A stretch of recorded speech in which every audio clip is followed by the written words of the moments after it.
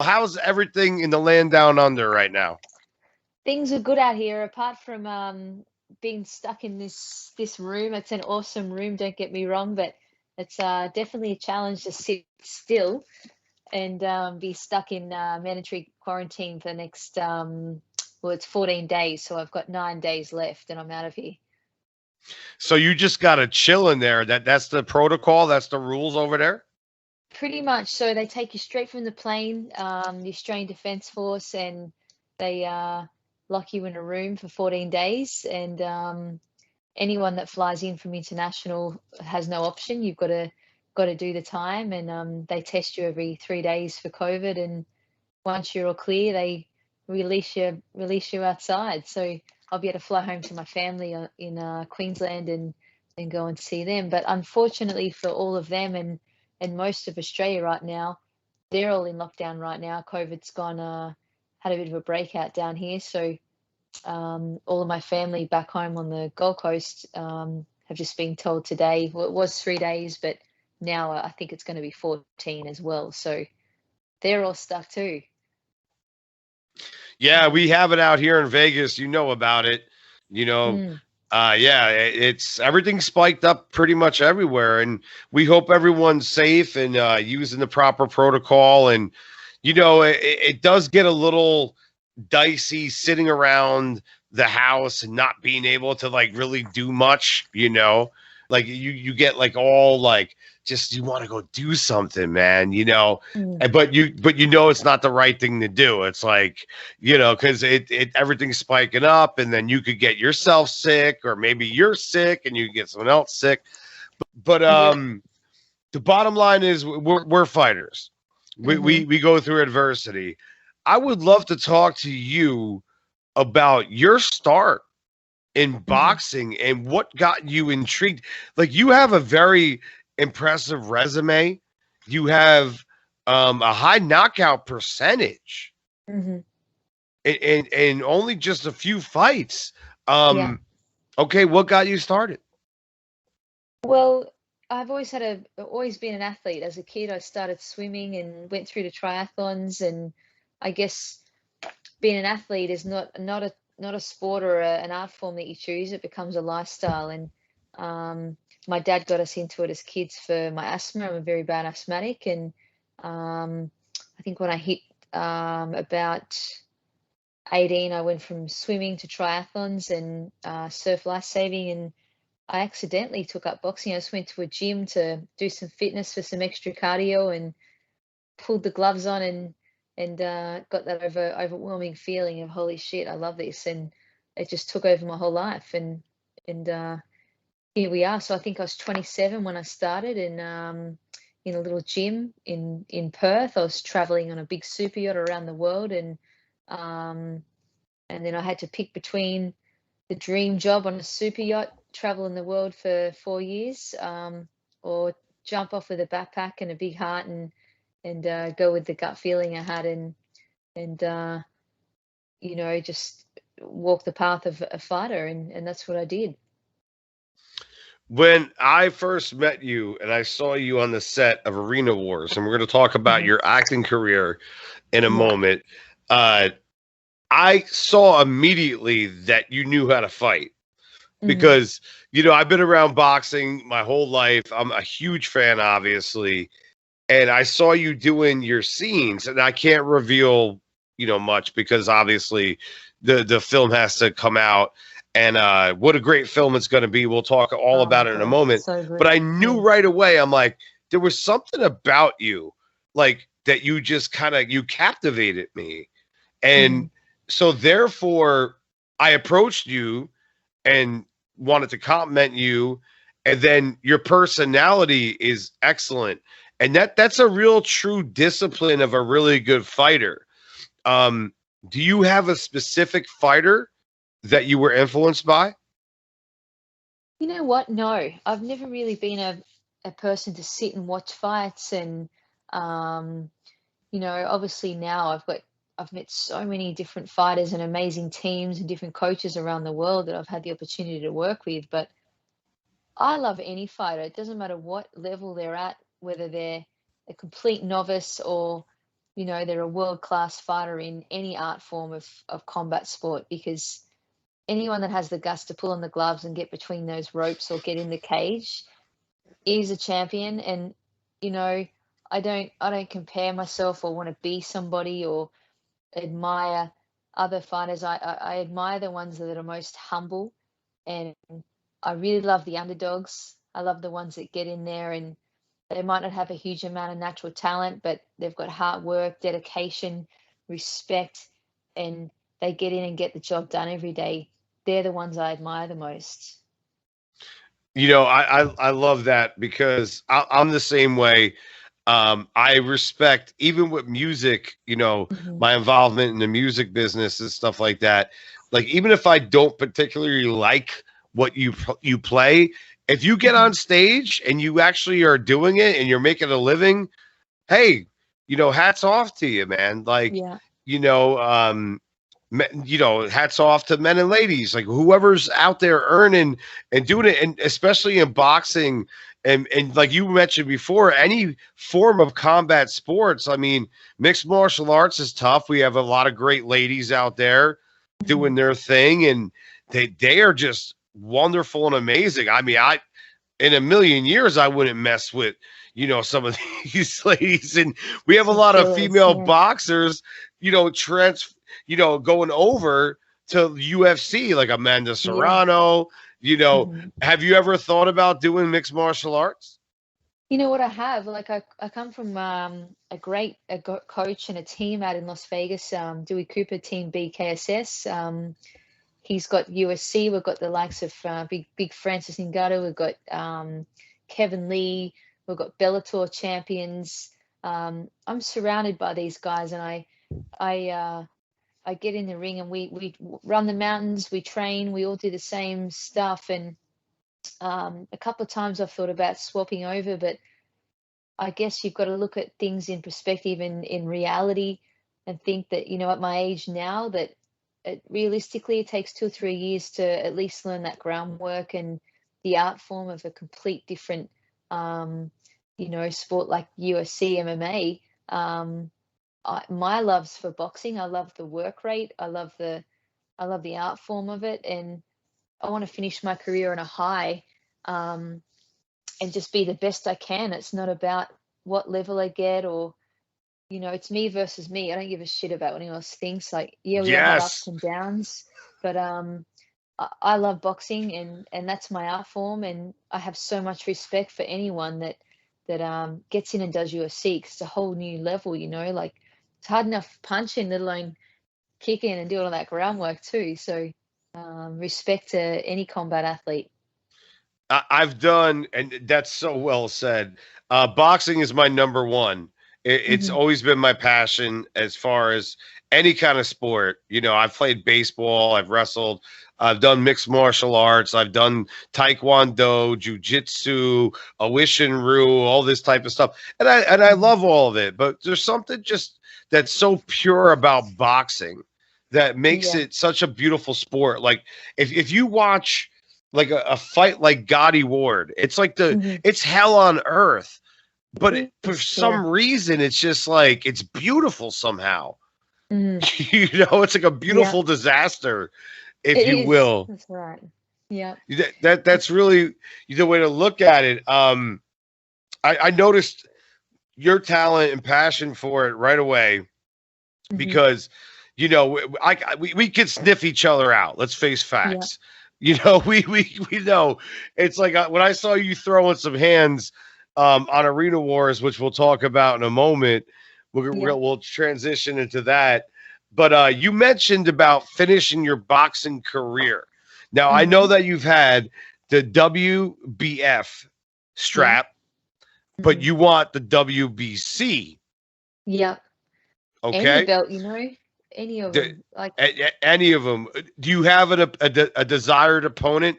Like I don't want to put you on the spot, but I will. you know what? You got to be a realist. Like the way things are right now, my goal is just to get active again.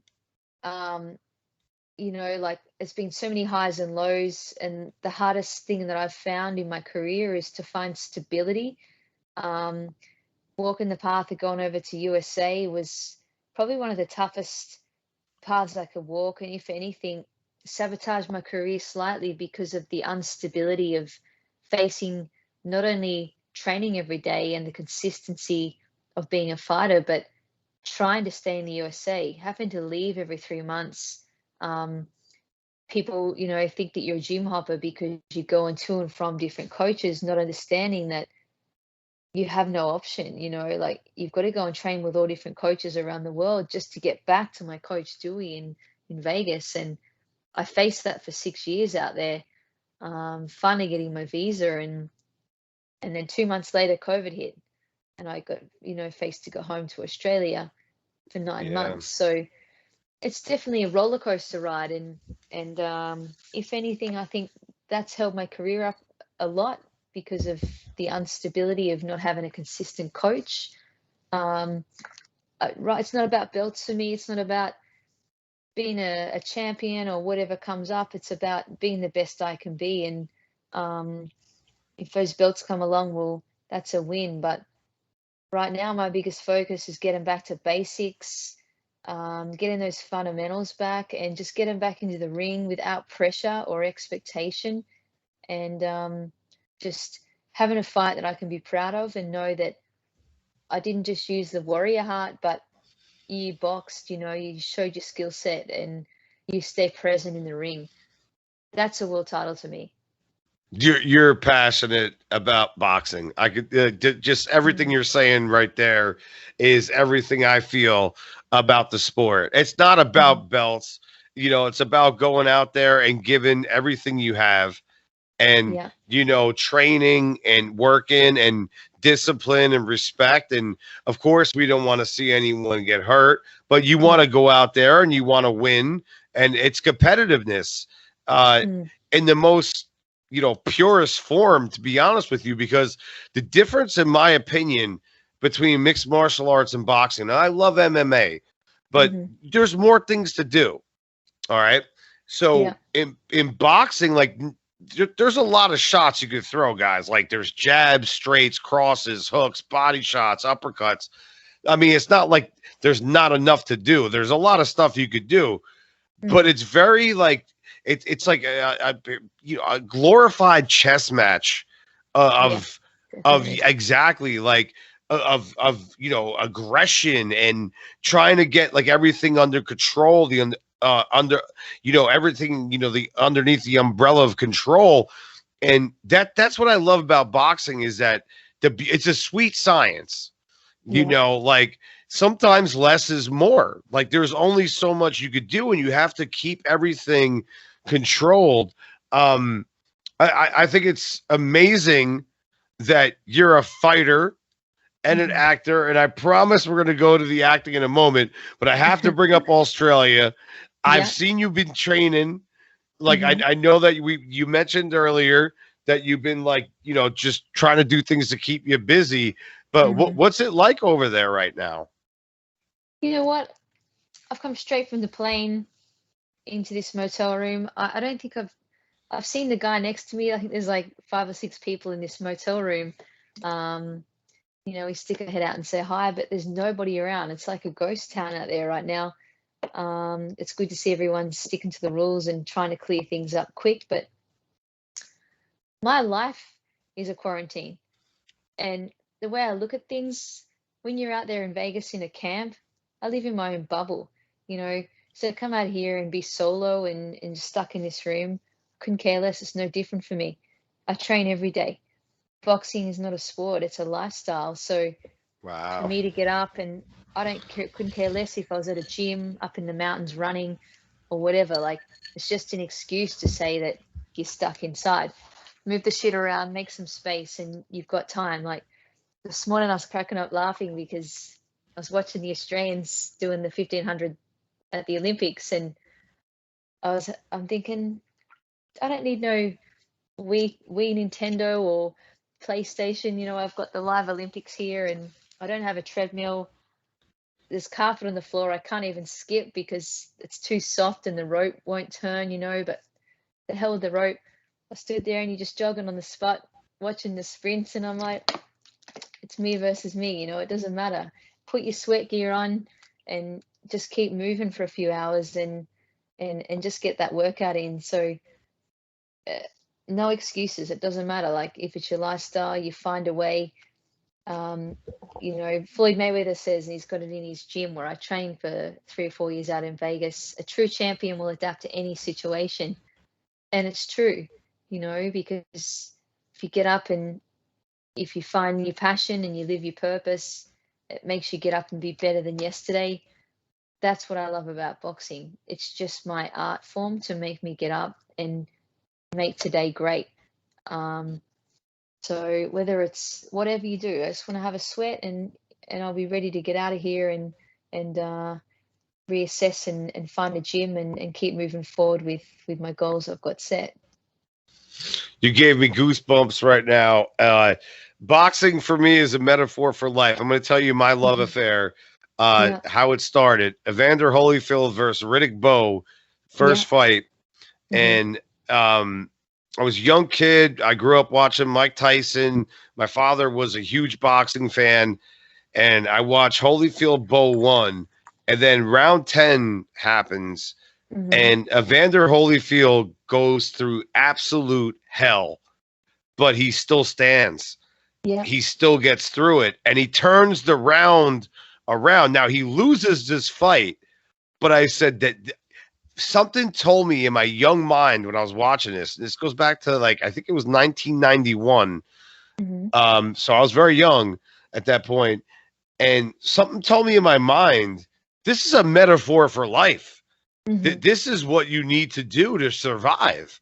Yeah. This guy didn't quit. Even though he lost, it didn't matter. And he became my favorite fighter. I got the opportunity to meet him, interview him a couple times. Super cool. Oh man, what a great dude. I mean, you could talk to Evander Holyfield about anything. He's got everything down. He knows his stuff, whether it's music, left hooks, dating ladies. He'll talk to you about everything. And he's so cool. Yeah. He's just so down to earth and just so amazing. And that's what I love about when people do the discipline of martial arts like we do in a proper way. Like you mentioned, Francis Ngannou, what a great guy. He's like a teddy bear, but you get him in that octagon, he'll destroy you. Kindest dude. He'll walk around the gym. He's so humble, so down to earth, softest guy, but he gets in and he's just one of the most dangerous men in the world, and huge. That uppercut on the back and you go flying, you say good morning, and he's so powerful. He's just such a great guy. So powerful that those uppercuts when he throws them. I mean, you're like, you could see it coming. You're like, oh no, here it is. No joke. But I watch him and Dewey, my coach Dewey Cooper, hold the kick pad for Francis. Dewey's a big guy. I think Dewey's 6'6", 6'2". I'm not too sure exactly, but man, Francis will kick him and he lifts Dewey off the ground. This guy's incredible. He's just got so much strength. Dewey just goes flying he's, it's so cool to be around that and just see the way they train and the dedication and the commitment they put into it. And Francis is very agile too. He's limber for a big guy. Yeah. Yeah. Because usually muscles will hinder, the flexibility and things of that nature. But with him, he's a very fluid fighter. Yeah. And so not to give away your tricks and your technique, but you say you train a lot. As a fighter, how do you keep everything together? Like you mentioned that you're getting a little bit older, stuff of that nature. How do you keep, because you're in great shape. So I don't even care about, let's not even talk about age. What do you do as far as, conditioning preparations? You know what? I've always been an endurance athlete. I come from before when I said swimming, triathlons, every sport possible I was into as a kid. So marathons, the endurance side has never been a difficult thing for me. I think coming from an endurance background to an explosive sport like boxing was such a challenge for me, because anyone that does endurance sport knows that you turn off your mind and your body takes over. And that's the biggest struggle I've had coming from a sport like endurance running and into boxing, is because you have to stay present, and my hardest fight that I had, noticing this and realizing it and learning from it, was my last fight in Australia. It's my first loss as a pro, 8-1. I went up against a girl called Shannon O'Connell. She's an absolute champion. I've followed her my whole career, and I got my first loss. Took the fight on 2-3 weeks notice, and my coach Dewey was over in Vegas. And it's good to bring this up because I haven't really spoken about it publicly. After the loss, I had a hard time mentally with it, not because of the loss, but because of the mentality that I went through and faced with the, dealing with my own thoughts about it. I got a coach that, Coach Tony from Bondi Boxing, that stood in and did a great job with that small time frame. But basically, I got into the ring and completely detached, and it was like I was sitting outside watching myself in the ring.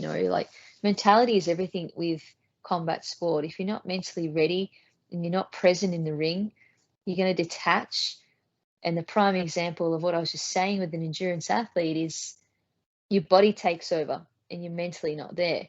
So the last 6 to 8 months, I've really worked hard on myself to try and stay engaged and learn to teach myself how not to detach and get back to basics and fundamentals, and learning to stay present in the ring.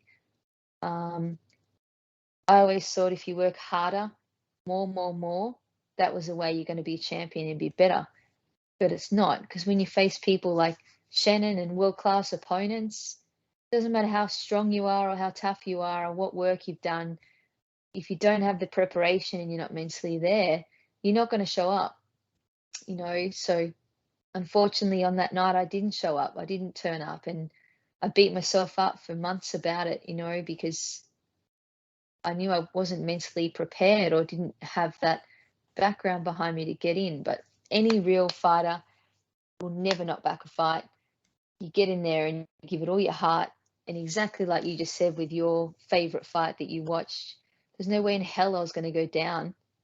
I took so many punches that night, but she could not hurt me. I was not going to go down because of the mentality that's embedded in you to never give up, So for me now, back to the main question, was working smarter, not harder. I do one run a day, one conditioning a day, and one boxing and technique a day. And there's no days off. Even if you do have a day off physically, you're working on the mentality side of it to make sure that you can put things all together. Wow. I mean, I'm so choked up listening to that again. I mean, you're giving me goosebumps and feels here like crazy. And what you just shared there is a very emotional thing. And a lot of fighters after losses, they do get very depressed. Yeah. But the thing is, I think that a loss isn't the worst thing for a fighter. Never, as long as you learn. Exactly. But it is hard. The demons that you face with mental health and thinking that not only you've let yourself down and they're all there when you win, when you lose, they don't give a shit, They don't understand what it's like. I was just going to say the same thing. I have friends that are professional fighters, okay, that I love to death. And we hang out, we talk, we bullshit on the phone, we text, and they come on my show and we interview and whatever. But whenever they have a setback, right away, I get to them, I text them, I say, listen, I love you. You did a great job. Keep your head up. I'm Hmm. here. You know, I'm riding and dying with you. I'm not just here for the undefeated, unbeaten ride. Hmm. I'm here because I love you. I think you're a great person. Yeah. There's things that, of course, you need to work on if you got a setback, but Yeah. you know, I'm here. And Hmm. a lot of people don't do that. Like so many fighters told me exactly what you said right there. Hmm. With a loss, everyone just goes away. Yeah, they It, do. it's just it's like people just like abandon you. Like Yeah. why? And the shit on social media, like that's something I've got to express because unfortunately you get people like even opponents, and I'm not going to say names, but when you're going through a hard time like that, people are very cruel and they don't understand how much it is on the other Terrible. side, like to get in. And I know after that fight of Shannon, I went through social media and you read so many things, and you know, you just think, holy shit, like people are just assholes.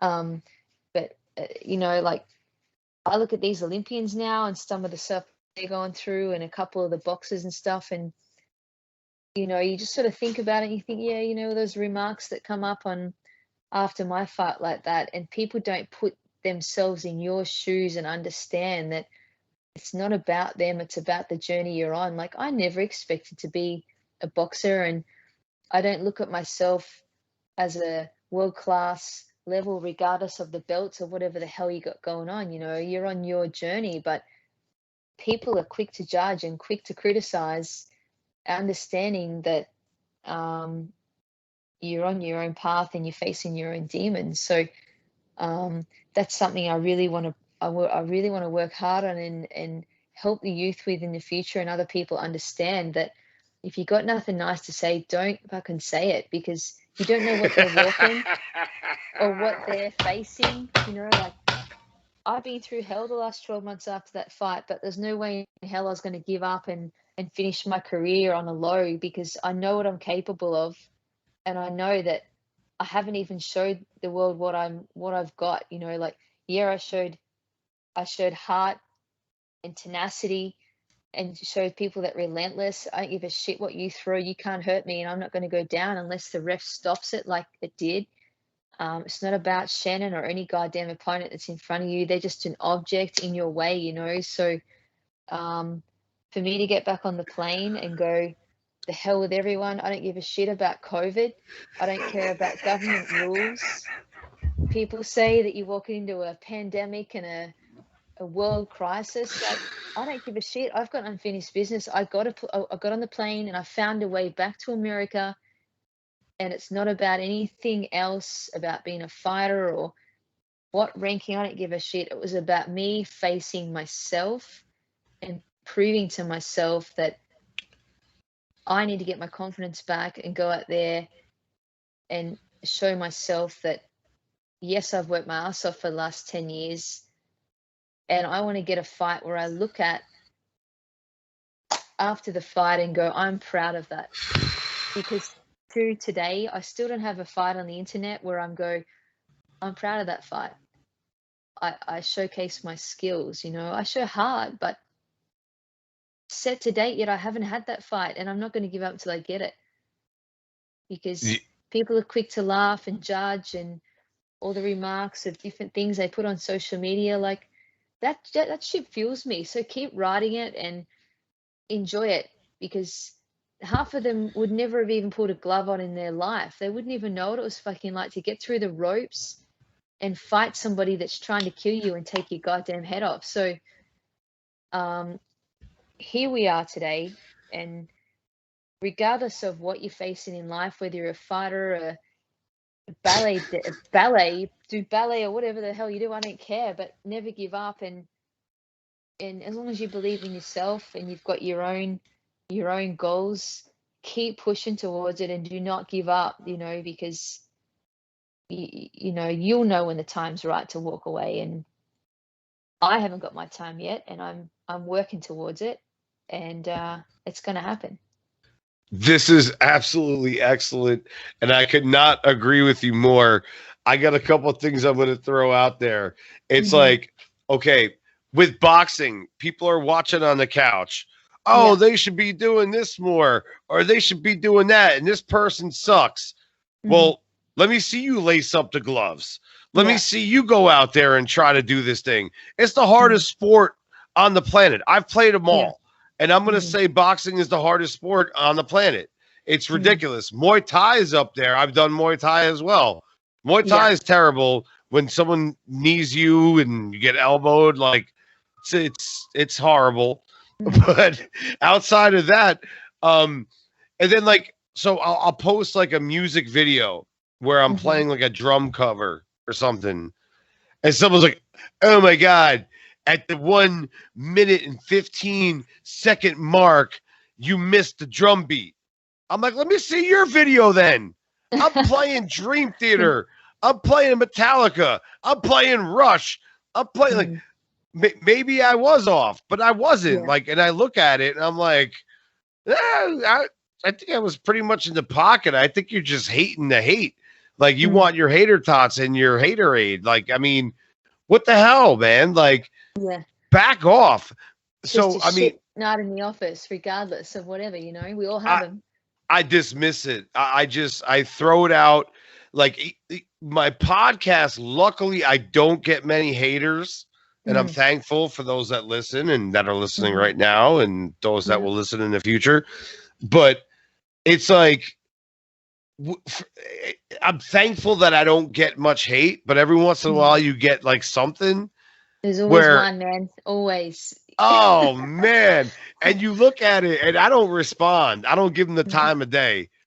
But you look at it and you're like, how ridiculous is this? I've actually been accused. Okay. Someone accused me of having a fake interview with someone I had on that was a celebrity. You do. When we You throw really do. ourselves out there into the entertainment universe, like people, there's going to be haters, Yeah. but there ain't no reason to hate you. And all right, speaking of entertainment, we're going to segue Hmm. into acting. Okay. Yes. Arena Wars. Hmm.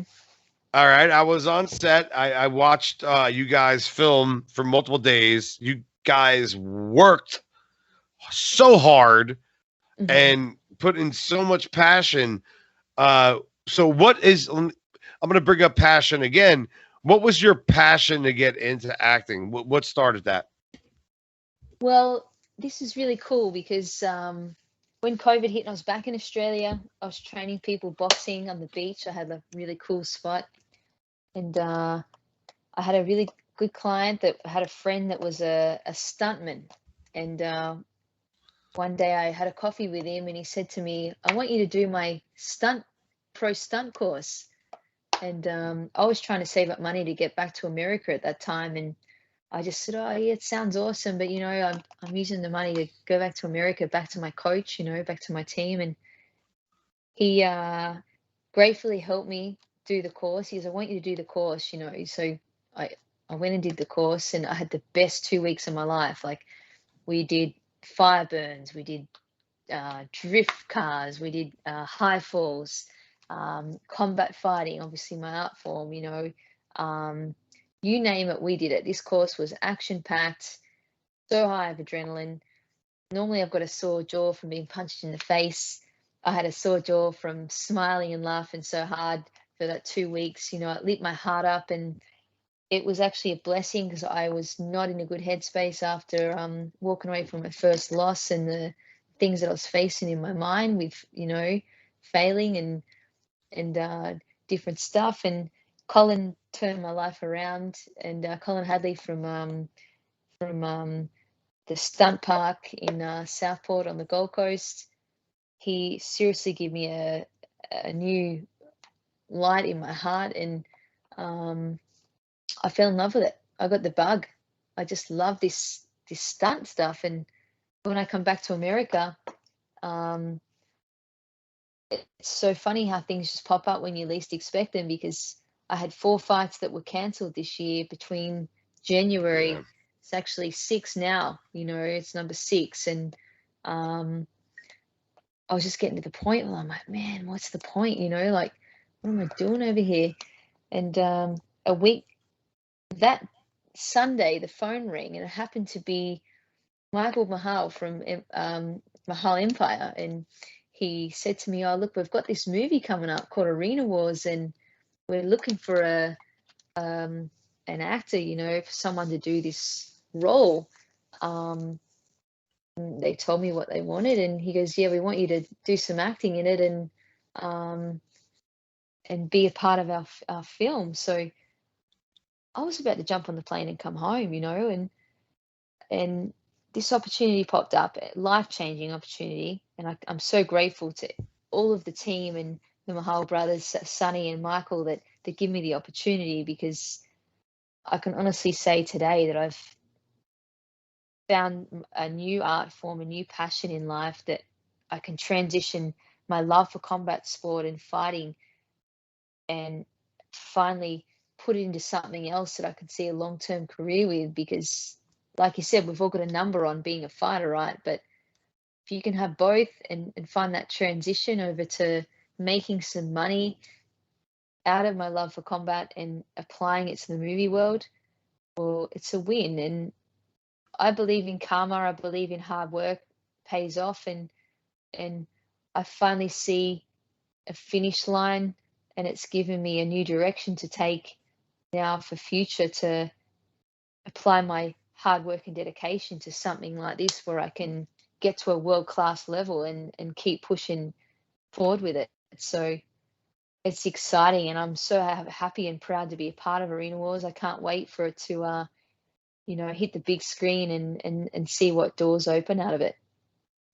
The production is excellent. I don't want to give too much away. I went there as a guest for my buddy Eric Roberts, which is incredible to like be a friend of, and him and his wife Eliza, and his stepson Keaton. Like they're amazing people.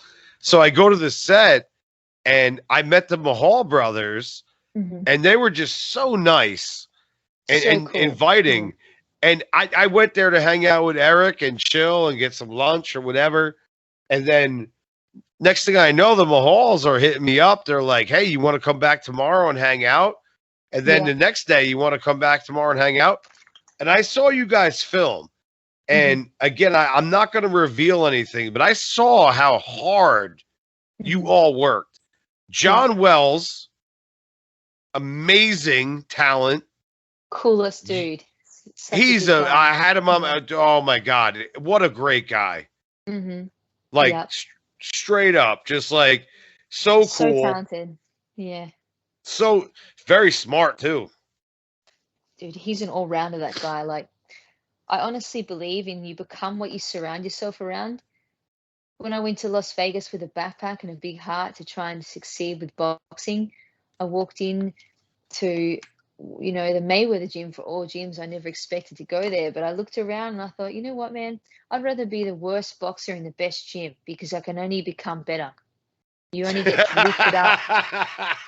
And I own that shit. I was, you just think, well, like, just at a novice level, but you're around these people. Like, same thing on Arena Wars, like, we've got so much talent and so many amazing crew that when I think the first 2 days I got there, Michael was like, oh, you're not on set till like Thursday, but I was there every day, because it's like boxing. If I haven't got the gloves on, I'm in there. I want to see. Oh, I'm a visual learner. So I want to look at your face expressions. I want to stand behind the camera and look at the lighting and the different angles. I want to listen. I want to feel. I want to hear everything, because it's the best way you're going to learn. And you have to fast track these things. Like, you look at John, like, that guy's so busy right now. I think he said the other day he's got like 13 films or something. Oh, he's going, he's going all in. He's booked up and well deserved. Well deserved. Yeah. But you're out of your comfort zone. I found I was so out of my comfort zone, and I was like, holy shit, I've got no idea what I'm doing. I don't know how to act. Like boxing, you show no emotion. You could punch me in the face and I wouldn't blink, because I'm like, I'm not going to show you my game. But these guys, they lift you up and they bring you to their level energetically and make you show up. They make your character show up and make your job easy because it affects them too. Like if I don't show up and perform on set and in that scene, well, I've got to rise up. You got no option. And I love what you're saying. I could talk to you forever. So Mm-hmm. hopefully you're good for a little while here. Hey man, I've got nowhere to go. I'm stuck here for the next 10 days. We can talk as long as you want. Thanks for filling in my time. Thank you. Thank you for coming on. Here's what's up. Getting punched in the face Mm-hmm. is not the easiest thing in the world.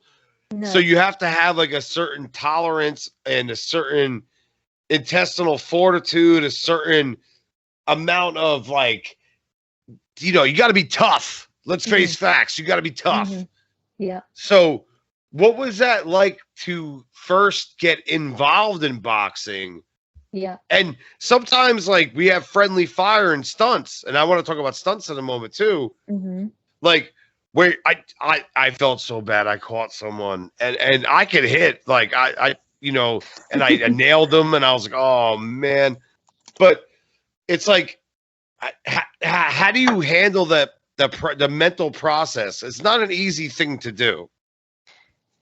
You know what? You never get used to being punched in the face. Like it's something that you never get used to it, but you have to train your body to adapt. And I guess it gets to the point where you don't really feel the pain because of the adrenaline, but you need to learn to react from it.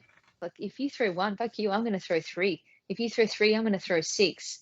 And my style of fighting, I guess, because I've always been an endurance athlete and I have problems with keeping my mind attached. My mindset of going in there to the ring is my turn, my turn, my turn. No turn for you. Because if I stop, I'm going to get hit.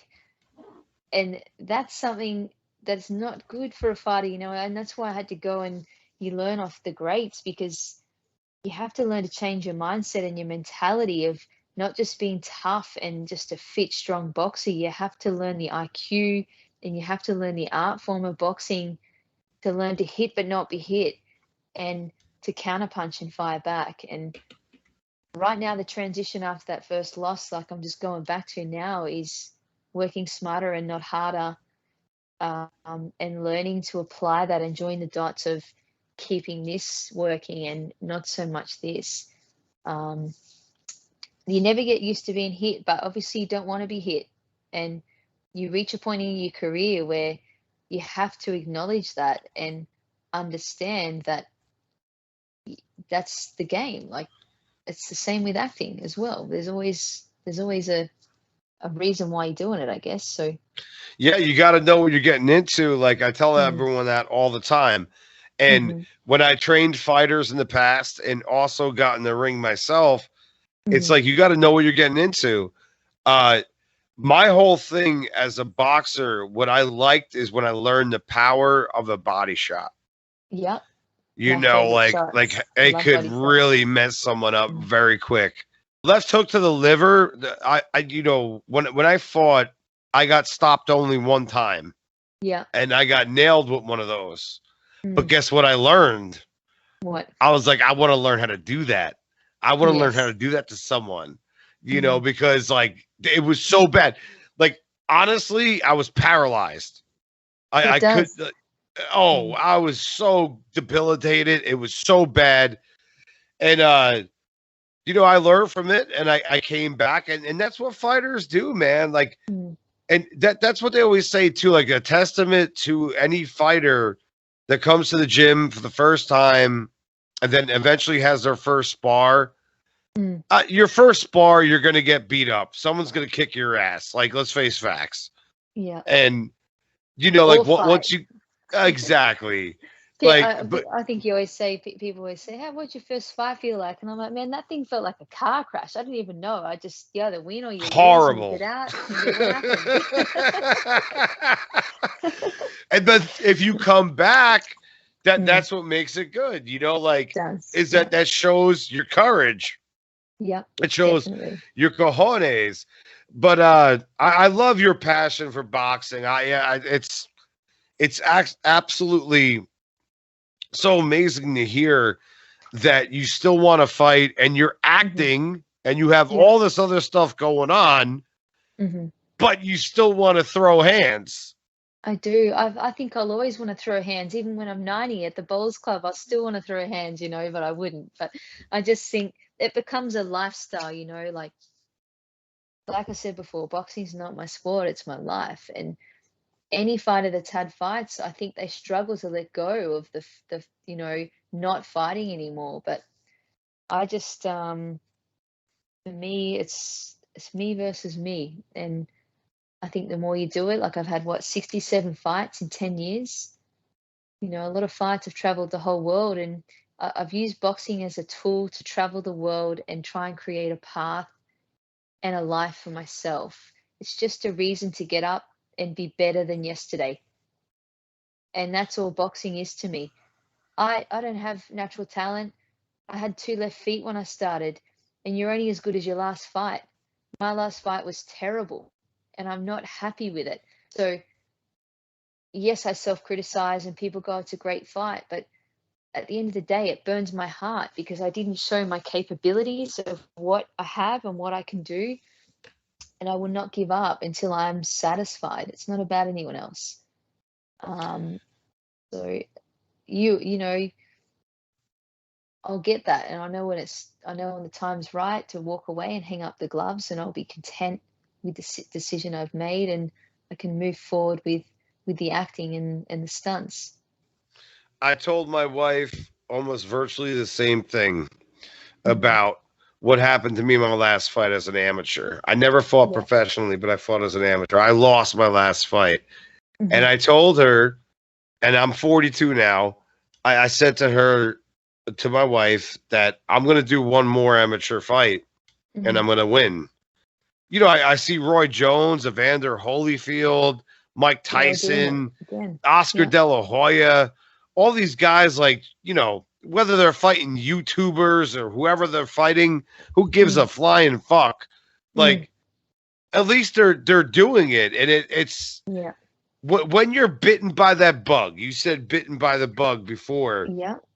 it's impossible to let it go. It Like, they is. don't understand.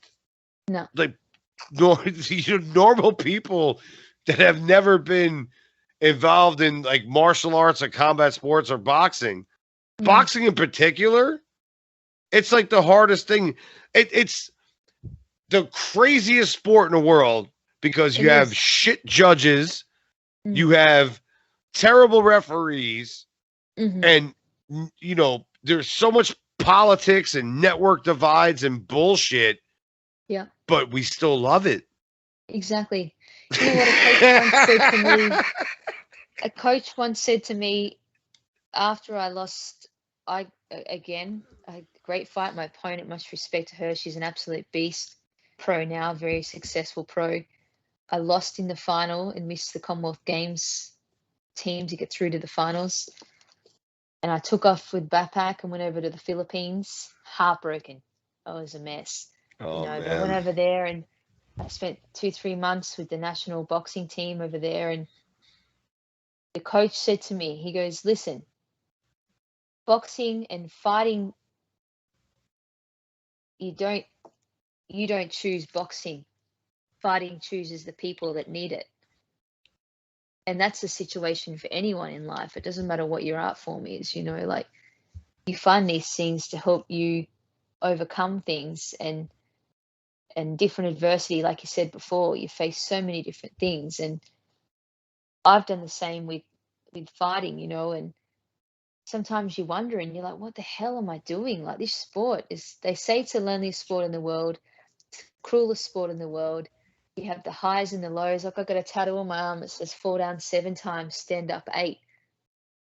And it's so Wow. fucking true, because you've had highs and lows. I've had robberies, you've had fights, you've lost, different roundabouts and dead ends. But at the end of the day, I think everything happens for the right time at the right reason. It's all a lesson in life. So for me to travel the world with that back, and to end up out in Vegas and go through the things I did, and then all of a sudden you're making movies, and a fight movie, like, it's just meant to be. It's the right time. So it's not about the destination, it's about the journey it takes to get there in life. And that's what we've all got to realize, like, I just, every day's a bonus, and we just got to keep moving forward and just be the best you can every day.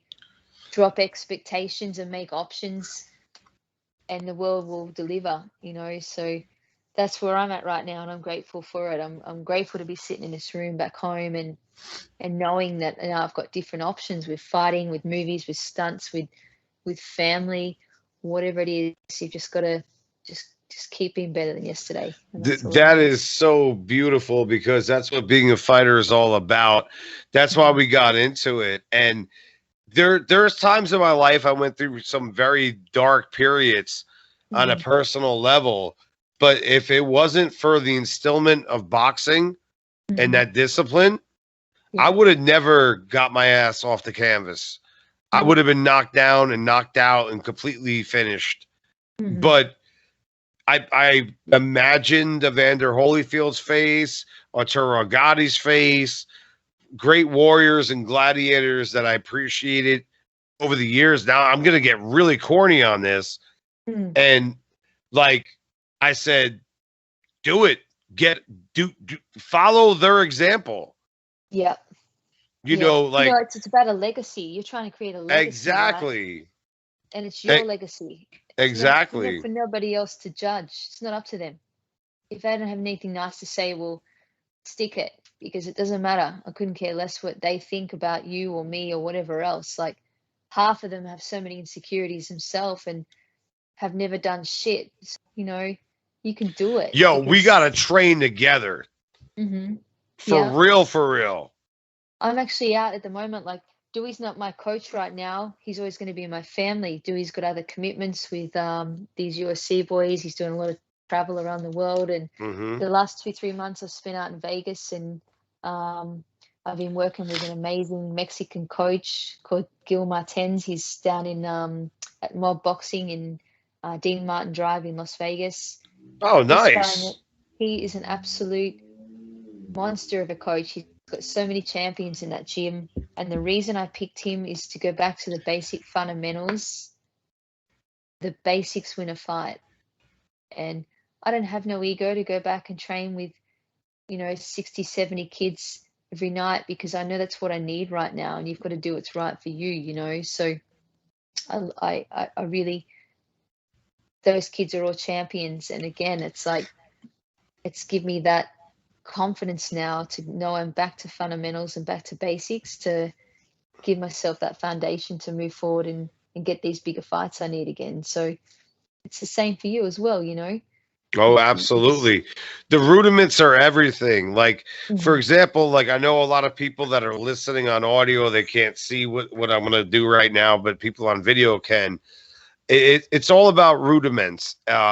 Luckily, I had someone, Lloyd Marshall, mhm, from Newark, New Jersey, back in the day when I was training, showed me how to throw a jab properly.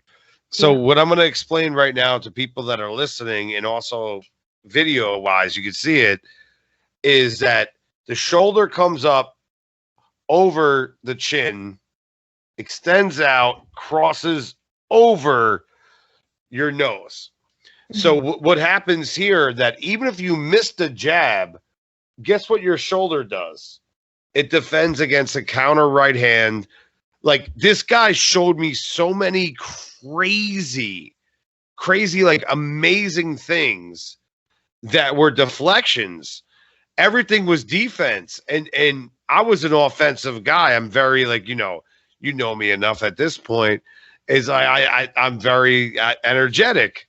Hmm. but they were like, you gotta like have some kind of defense, and I Mm. had shit defense. My defense was terrible, and then so like little things like that, like just bring in the shoulder over the chin, even with the right hand Yeah. as well. Like it makes a difference because it protects you from getting rocked. You know, speaking of boxing, I love this great conversation we're having. Okay, what's the fight you're looking forward to? There's a couple big ones coming up. We got Manny Pacquiao versus Earl Spence, Hmm. and we Yeah. have Tyson Fury versus Deontay Wilder. Which one Yeah. are you looking forward to? You know what? I'm a big fan of Manny. I think he's great. I was actually training out at Fortune Boxing Gym there for a while, and Manny's conditioning coach, Justin Fortune's from Australia as well. So um, I watch. I know I love Manny. He's just a people's person, and I still think he'll go out there and get the job done. I love Earl. It's great to see him back as well after what he's been through. But Oh man, I just I've always got a bit of a soft spot for Manny, and I think he'll get the job done. yeah, it's gonna be I a think good fight. I think it'll be a So, war. It's going to be great. what do you think about Tyson Fury and Deontay Wilder 3? I just love Tyson. He's such a cool dude. Like you think of his story and his walk of life, where he's come from and what he's done. Um, he just does not give a shit. I love the way you see his. I love the way you see his videos. You know, like my sponsor, um, Rob from Speedy Car Loans, out in Las Vegas. There, he helped me get my first car in Vegas. Super cool dude. Him and Tyson are very close mates with Joseph Parker, and they're always out and about doing their thing. But man, that guy is just something else. Like I love the way he just cruises around Top Rank and he's like boxes and doing his daily workouts. Like he could not care less. He just loves the sport and he loves the lifestyle of it. And I just love his attitude. And I love Wilder as well. But I don't know. This Tyson's just such a cool dude. I just yeah. I hope he gets up this time as well. You could be driving on the 95 out here, guys, in Las Vegas, Mm. and see Tyson Fury at Top Rank Gym wearing some like I don't even like no boxer shorts or something like They're just boxers, pajamas. like pajamas. Yeah. He does not care. He just He'll could just not be care out less. there, no F's given at No, all. couldn't care No F's less. given at all. No. So what I want to close with today is Hmm. stunts. We talked Yes. about stunts a little bit. Yep. It is not easy to do. We talked about friendly fire, uh, jumping. I've had a Mm. hard time with, Yeah. like at high heights. Like, what about you? Like, what's your what? Is there anything that's kind of hard for you to do? You know what? They're all hard. Like I guess the high falls definitely. I've always never been a real big fan of rides or heights, but after years of fighting, and all the things I've walked through with that, it's just like, of course you're out of your comfort zone, but just suck it up and do that shit. You're like, just get it done. I'm not gonna I'm not gonna let just just have a I can't do it attitude, like you adapt and just sometimes in life, fuck, you just gotta let go and just jump and find a way on the way down and that's the way I apply myself with life. So grateful to have Alan out there from Las Vegas Stunt School. He's a super cool dude and always trying to stimulate the team out there by doing different things and helping us. He was great on Arena Wars on set, helping us adapt to different scenes and fight scenarios. He's got great different dynamics in his mind of how to put things together. So um, the fire burn was cool. I did one of those in Australia and it's pretty crazy. I know I'm not normal. I'm crazy as hell, but I guess that's why we like the stunts. I just it helps me be me, I guess. And for anyone that lays on the ground and lets someone tip kerosene all over your ass and light you up, definitely got issues. But that's why we're fighters, I guess, and that's what we do. That's why we do what we do. Um, Yeah. Stunts is cool, you know, like uh, you're only your own limitation. I think, you know, if you want to put limits on yourself and tell yourself you can't, well, I don't judge you for that, but it's certainly not the way I live. And I think stunts just is the perfect career path and lifestyle for me because it keeps making you rise above your limits and stop making you think you can't. You can't is not in my vocabulary. Dude. This is why, again, I mentioned, I keep bookending it with this, is that we're fighters. Like Hmm. when I started doing stunts, Yeah. I've done a lot of shit in my life. Like I've done boxing, Muay Thai, a lot of stuff, jujitsu, Wish and Rue. Hmm. I've done some stuff, street fighting, like whatever. And, Yeah. been on stage as a musician, a lot of things. But when you start like throwing yourself out there Hmm. and you have to like jump like 50 feet from It's like, crazy. It really is. it's Yeah. crazy. Yeah. It's absolutely nuts. And Mm. then, but I like what it presses you. Like, I had Mm. to do one that one time I had to have my back turned to where I had to jump into and Yeah. do a backflip. Hmm. I'm like, I don't know how to flip. Anyone that knows me knows I can't flip shit. You know what I'm saying? Like I ain't flipping nothing. But you did You it, know, right? I did it. There you go. It- Yes, so you did because you're a fighter and that's what you did. You worked through that it. that's what So we do. Like mm. that's what was crazy for me. And it looked probably like shit. I think someone sent me a video of it. I probably have it. And Hmm. maybe I'll post it to this video once I post it on iHeart, Spotify, iTunes, YouTube. I'm plugging. It's plug time because we're Yeah. getting close to the end here. But what's the rest of your day like? What are you doing? Man, I'm just sitting around, you know, waiting and just I'm probably gonna do two more sessions. I've already done one this morning and Wow.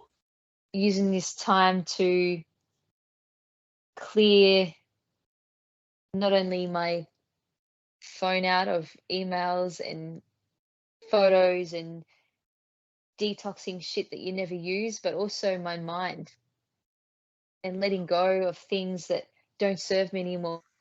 It's amazing when you get locked into a room Oh yeah. how much you're forced to face yourself and your thoughts and your feelings. And I know when that door opens on the 12th and I'm free to go, I'll have a new direction and a new path to take. And I know exactly what I want and where I'm going. And I It's a can't wait to very hit the interesting ground running. concept. Very Mm. interesting concept what you're talking about right now. You know, I don't watch TV. Self-cleansing. Yep. I haven't watched TV for 10 years, you know, like I actually had to ring reception and my dad's my best mate. I love him to bits, you know, and he always sends me videos, watch this, watch that. And he sent me a cool one to watch, but I didn't even know how to turn the Netflix on or I had to ring a reception and say, oh, Holy hi. shit. I don't watch it. You know, I like people watching. That's why you go down the strip and run every night down in Vegas.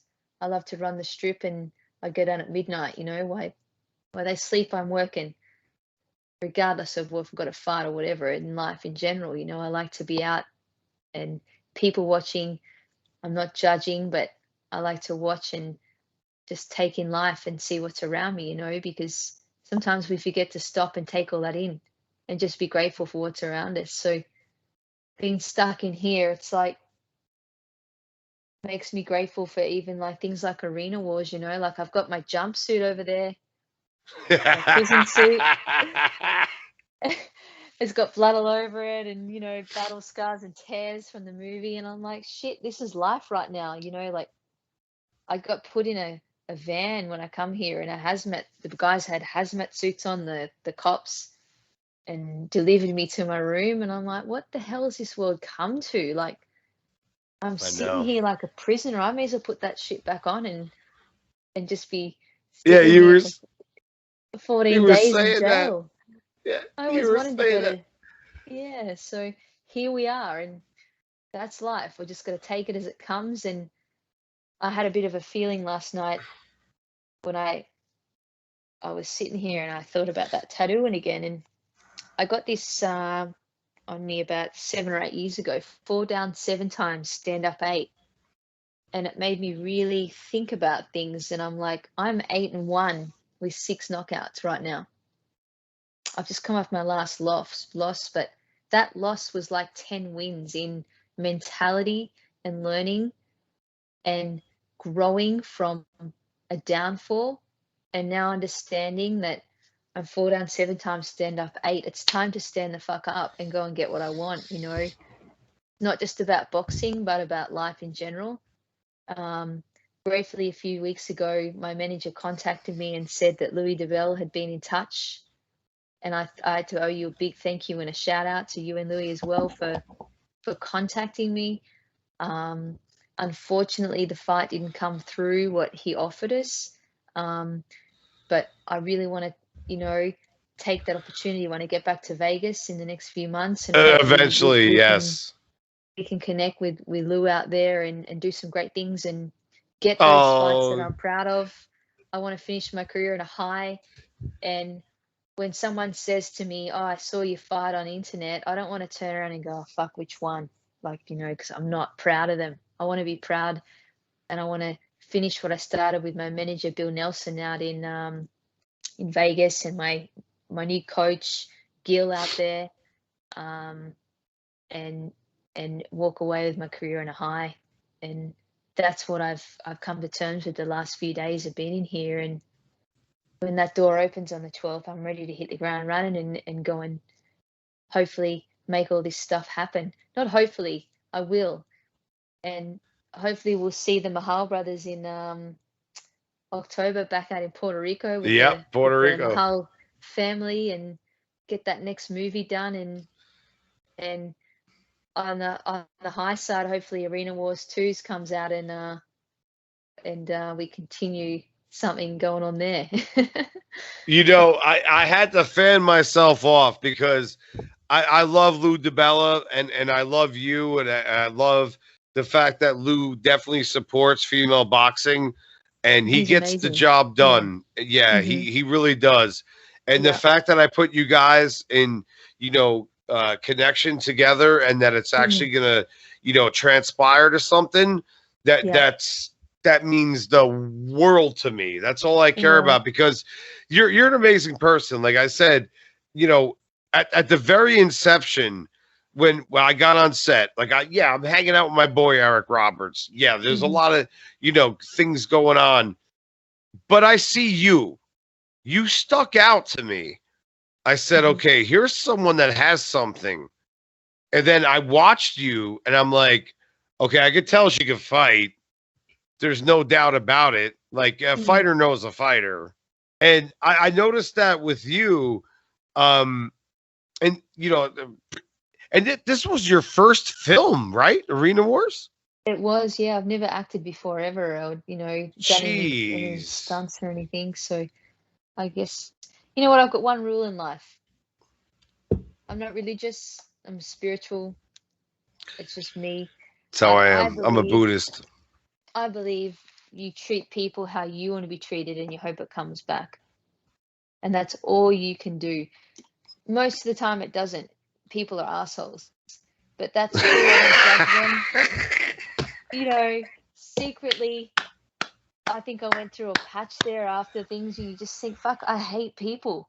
I don't want to be around people, you know, but that's wrong, because I've got love for everybody, and I'll treat you the way I want to be treated, and I'll, you know, if you don't want to give that back, that's cool, but I know I can walk away and I've done my thing, you know. So regardless of what level you are, world class or you're emptying bins, I don't give a shit. We're all equal, and that's how I'll continue to treat everybody, because it's the only way to move forward and just be the best you can, right?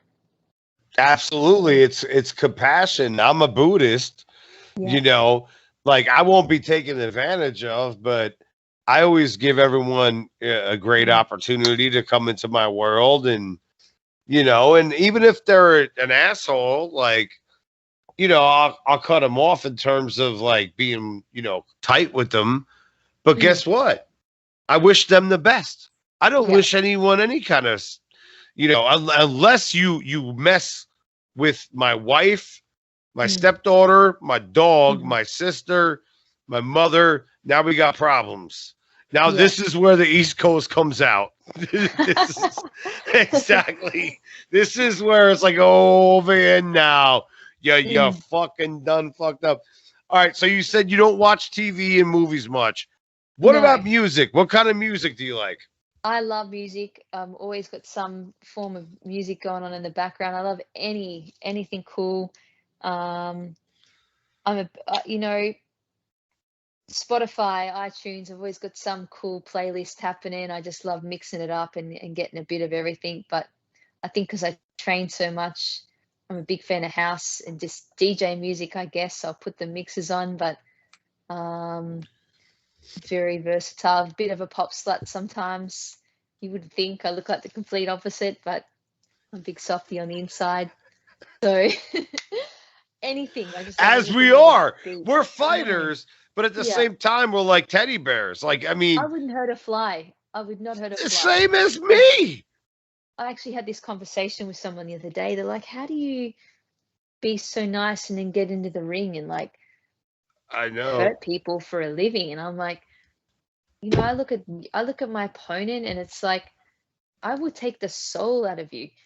I would just put you over there. I'm not looking at you thinking I want to kill you because you're you. You're just an object and you're in my fucking way. So I'm going to remove you. It's it's not about you. It's not about you, John. It's not about your soul. You're just in my way. You're a roadblock, and I'm going to get through it. And that's the mentality I have. It's not Oh God, personal. I love this. Not personal. There's no emotion. It's just I'm here to get the job done, and this is how it's going to be. And yeah, that's it. Well, that's what people have to understand. Like a lot of fighters, and I know a lot of fighters that are professional, Mm, amateurs, whatever, my whole life. And they had a lot of people have a misconception. Like mm, a lot of fighters are fun. They're mm, funny people. yeah. They're definitely interesting people, but they're not violent by nature. No. Like they're No. really not. They'll But like disarm the you said, if situation. you're in my Yeah. way, you're gonna get out of here. You're gonna be dismissed. Oh, yeah. And if you cross the line, it's a different story. Like Yep. everybody has that snap. And I for years actually, I was at home. One of my first coaches, he made me a private investigator in Australia, and Oh I was a wow. PI for a little while back there. But I learned a lot about that job. It learned me to be very streetwise and how to disarm situations without force. And um, I never forget, and this is probably a prime example. One day, a guy broke into my house in Australia, and I was asleep. I've still got Oh the tooth shit. mark on my hand today. There's a big tooth mark there. But the softest person. I was only tiny. I was trialing for the Commonwealth Games at 118. I'm 138 now, so I was a stick basically. This guy broke into my house, and I heard the door open. The light flicked on. And speaking about a fighter with a kill or be killed mentality, where you get that switch and the line is crossed, I had a terrible, overwhelming feeling that I'm in deep shit and I'm going to have to, you either sink or you swim. You're going to fight or flight. You either sit in the corner and you're going to get in trouble or you fight for your life. This guy's come into my room, jumped up on the bed within like super quick reaction, felt like slow-mo, jumped off the bed and just giving him the biggest overhand right, John Wells style in Arena Wars, the same kind of overhand, Yeah, yeah, Superman Superman punch, punch. Yep. and hit him. I don't know if you can actually see it, but it's like my knuckles, 67 fights, they're in a bit of trouble. But till today, that mark is still there. Um, How fucking creepy was that though? Like, 6'4", this guy was. He had aggravated oh assault, robbery, God. rape charges, the whole lot. Um, they ended up getting him, but thankfully, I had that background where it's a killer be killer mentality, and I had bad intentions that night. That night he broke into my house. It was either me get hurt or him, and You I don't care fuck them how up. big you are, you're going down. So I suppose when the police turned up, they thought it was quite funny because when they got him, they're like, "Oh, you got now like you got dropped by some little girl." Like, Jesus. yeah. So, Yeah, someone but comes to my house, they're getting fucked up. Like yeah, they're, like Bronx Tale. I don't know if you ever saw that movie, but I love that. what? I've watched it with my dad actually. Yeah. Oh, okay. So when Mm. Chaz Palminteri says to the bikers, "Now you can't leave," you know, like that's what's gonna happen. You come in John Signorella's house, Mm, you're getting fucked up. definitely. Like I But got I ninja swords. that's why it's so important to have that training, and I'm really a big believer of young kids and youth and women having that training to know that if you are in a situation Yep. that you can mentally show up and look after yourself. Um, I've always been a fighter as a little kid, like not through combat sports, but I mean in heart, I have a warrior heart. And Yes, you when do. it's time to turn it on and you have to, if it wasn't for that job and those experiences that I had in, as a PI or different things like that, after 10 years of fighting and all the years that I've traveled all over the world, I don't think I would have survived because that give me the streetwise sense to know your surroundings and your situations, that are going on. And yeah, I'm just grateful for it. Really am. That's why I love boxing. It goes back to everything. There's Hmm. times in my life where I've been knocked down, but boxing got me back up off the Hmm. mat. You Yeah. know, there was times where I was going through some significant adversity or like gaining weight or whatever, Hmm. and boxing brought me back. And Yeah. it just gave me so much fuel and so much confidence and so much just ambition to like just do things that are great. Like, and then when I started training fighters, Hmm. that was like, honestly, one of my favorite things that I've done Yeah. is that when I was showing people how to throw, 7 punch combinations in 5 seconds, Yeah. and they actually execute it, and then I watched them spar. There Hmm. was one time I had a fighter I trained, okay, that sparred and within seconds knocked someone out. Like Yeah. we're talking Yeah. 10 seconds. Hmm. I'm like, oh shit. So I gotta go talk to him. I was Hmm. like, hey buddy, like make sure you don't do this on the street because you might Mm. murder somebody. Yeah. Like You it need to was know actually control. working. And I Mm. knew the kid was tough though. Like I knew it like going in. I'm like, I felt him when I was holding the gloves. I felt his punching power. Mm. You know, what's your favorite thing to do with training boxing wise? Yeah, I love the mentality side of it. It's so amazing. Like actually going into that now as a part of my business, doing teaching boxing. But it's amazing. Like eyes are the way to a person's soul, right? You can get a little kid or a person in front of you, and it's actually an art form to look at them and know within a couple of punches you can tell where they're at in their life, whether they're timid, whether they're ego, whether they're, whatever they're facing, you can see by the way they throw the punch. And that's why I love boxing. And that's why I think when I started coaching, I become a better boxer because you learn the control, you learn what's on the other side of the punch, and you have respect of what you said before that people can actually get seriously hurt, like. Oh yeah. But my number one thing to teach boxing is to get a little kid in front of you that has been abused, they don't believe in themselves, they have no confidence, no self belief, and you can spend an hour or two with them and see a turnaround in their eyes of a glimpse of hope Yep. and see their body Confidence comes up. language and walk away and know you've give that kid a gift for life because they felt something.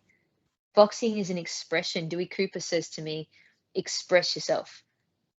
You know, there's so many subconscious feelings and thoughts that we face in our life as people and everyday things that you go through that you don't even know what you're feeling and why you feel anxious or why you're angry or why you're depressed. But if you pull on a pair of gloves and you feel movement and you express yourself through a flow, it releases things that you can't even emotionally or verbally say, but you can physically release it by movement. That's the art form of boxing, and that's why I love the shit out of it, because I've got family, we all suffer from mental health, we all go through things in life where you feel like shit. The last 12 months I've been through hell, and I don't admit it to anyone, but I do admit it. You have depression, anxiety, like all those things. I don't class it as anything. I don't brand myself to be anything, but I've faced that. I faced the worst demons of my life the last 12 months after that fight. But I got the hell up and I kept moving forward and I faced them. I'm not going to suppress it with alcohol or drugs or just sit around and numb it. You fight for it and you get up, and pulling those gloves on every single day is the way I deal with it. And if I can teach somebody else that art form, that's a world title for me. And that's why I box. My goodness. Like, my wife will be the first one to say this. If I'm ever speechless, she'll be like, is everything okay with you? Because I'm a talker. But wow, what you said right there, I mean, that's everything that boxing is. Yeah. That's everything that boxing is. Mm-hmm. It's a metaphor for life. I tell people Mm-hmm. all the time, it's a fight. And Yeah. you're right, putting those gloves on, get wrapped up, your hands wrapped, Mm-hmm. putting the gloves on and then putting the gum shield in and Mm-hmm. then, getting in there and doing, you know, a test of what you got. Like, how good are you? Like, Yeah. how good are you on this day? Um, how much do you have in your gas tank? And I was actually training with one of my senseis, and he's a martial arts guy, and he knows like a lot of stuff, and he's amazing, Mm-hmm. just an amazing Adam McKinley, like just an amazing martial artist. And I was showing him like boxing, and what was great is that he adapted and learned it so fast Mm-hmm. in the things Yeah. I was showing him. And Yeah. that made me feel good about myself because I'm like, That's so cool. Yeah. holy shit. Because Mm-hmm. I'm like, he's got it. He's got Yeah. the concepts. Mm-hmm. And it's all about concepts. It's all about practicing. It's all about discipline. Yeah. It's all about being positive. And like you said, we could all lay down on our backs. Mm-hmm. Shit sucked.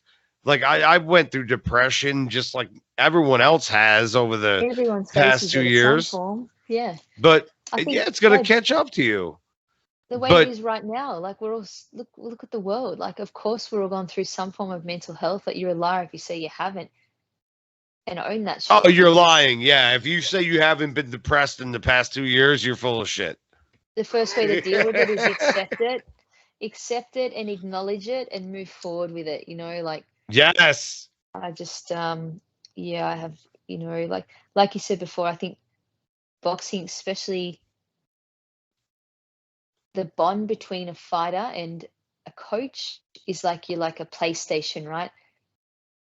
I'm the game, you're the controller. If you call a jab cross, I'm going to throw that shit within seconds. I'm not going to call it a minute later. It's too late. They're gone. It's all tactical. And that's like life. It's a lesson in life, like you want to procrastinate and hesitate. Like, no, it's not tomorrow, because tomorrow might not be here. That's Sitting there correct. and being indecisive, and that's when things mess up. Just get it done, make it happen. Yeah, They you don't wait can't for be 25. indecisive in a No. boxing competition. Like whenever I trained someone or I was working a corner, Hmm.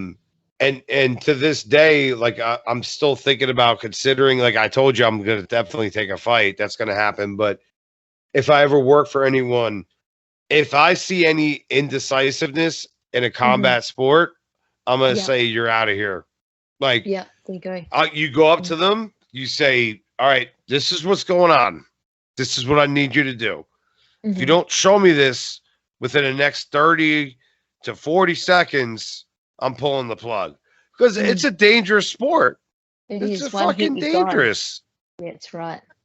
That's Yeah. absolutely dangerous. Like, so the thing is, like, for me, that's exactly where I'd be at. And I'd want that for myself as well, Mm. even though Mm. I'd say, no, I'm good. But inside internally, like I know I'm getting fucked up. Like someone's Mm. beating the shit out of me. Like because if anyone says, "Hey, you got to show me something," what does that usually mean? Yeah. You're not, Mhm. yeah, you're not winning. You're not No. doing good. Yeah, for sure. Fight night, Dewey, again, my coach Dewey always says fight night is a celebration for your hard work and dedication. If you've done the hard work, you've done the sparring, you've done the road work, you've eaten clean, you've gone to bed and you haven't been out partying all night, you've done the sparring rounds, you get in that ring, you have no doubts. It's too late. You don't have time to learn. You should have it all embedded in you and no doubts, because when you do doubt yourself and you question yourself if you've done the work, that's when you lose. You've already lost. You've lost before that weigh-in because you know you didn't do it. Prime example, Conor McGregor, 2 fights before, not this one, his Yeah. leg, man, that was crazy, but the one before, and it really hit my heart because he got out of the ring and he said he owned it like a boss. No excuses, just inactive. I haven't been active. I haven't had enough fights, you know. And I related to that. And I'm like, shit, this happens to even the best of champions in the world. You can be the greatest of all time. Oh, If you don't absolutely. if you're not active in life and you're not doing repetition and you're doing that at the level you need to be, what else do you expect?